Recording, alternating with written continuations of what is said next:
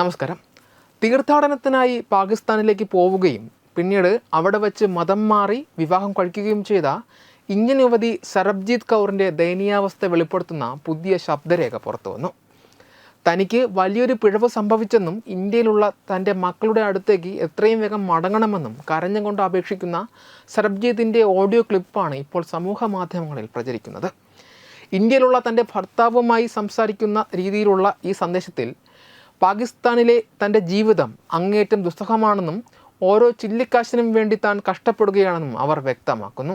കഴിഞ്ഞ നവംബർ 4 സിഖ് തീർത്ഥാടക സംഘത്തോടൊപ്പമാണ് സർബ്ജീത് പാകിസ്ഥാനിലെ നങ്കണ സാഹിബ് സന്ദർശിക്കുവാൻ പോകുന്നത്.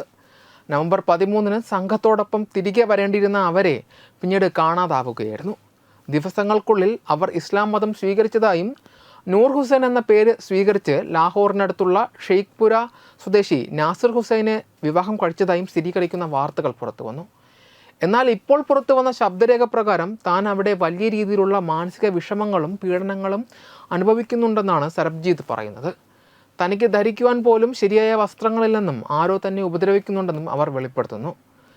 ജനുവരി 6 സർബ്ജീത്തിനെ വാഗ അതിർത്തി വഴി ഇന്ത്യയിലേക്ക് നാടുകടത്തുവാൻ പാക് അധികൃതർ തീരുമാനിച്ചുവെങ്കിലും അവസാന നിമിഷം ഈ നടപടി റദ്ദാക്കി. രേഖകളിലെ സാങ്കേതിക പ്രശ്നങ്ങളാണ് ഇതിന് കാരണമായി പാക് മാധ്യമങ്ങൾ ചൂണ്ടിക്കാട്ടുന്നത്. തീർത്ഥാടന വിസയുടെ കാലാവധി അവസാനിച്ചതിനാൽ നിലവിൽ നിയമപരമായ അനുമതി ഇല്ലാതെയാണ് അവർ അവിടെ കഴിയുന്നത്. സർബ്ജീതിൻ്റെ സുരക്ഷയെക്കുറിച്ചും അവരുടെ സമ്മതപ്രകാരമാണോ ഈ വിവാഹം നടന്നതിനെക്കുറിച്ചും ഇപ്പോൾ വലിയ ആശങ്കകളാണ് ഉയരുന്നത്. പുറത്തു വന്ന ശബ്ദരേഖയുടെ ആധികാരികത ഔദ്യോഗികമായി സ്ഥിരീകരിക്കപ്പെട്ടിട്ടില്ല എങ്കിലും സർബ്ജീതിൻ്റെ വെളിപ്പെടുത്തലുകൾ ഗൗരവകരമായ നയതന്ത്ര ചർച്ചകൾക്ക് വഴിവെച്ചിട്ടുണ്ട്. പാകിസ്ഥാൻ അധികൃതരോ ഇന്ത്യൻ വിദേശകാര്യ മന്ത്രാലയമോ ഈ വിഷയത്തിൽ ഇതുവരെയും ഔദ്യോഗികമായ പ്രതികരണം നടത്തിയിട്ടില്ല. തൻ്റെ മക്കളെ വളർത്തുവാൻ തനിക്ക് സാധിച്ചിട്ടില്ല എന്നും അവരെ കാണാൻ അതിയായി ആഗ്രഹിക്കുന്നുണ്ടെന്നും പറയുന്ന സർബ്ജീതിൻ്റെ നിലവിളി സിഖ് സമൂഹത്തിനിടയിലും വലിയ പ്രതിഷേധത്തിന് കാരണമായിട്ടുണ്ട്.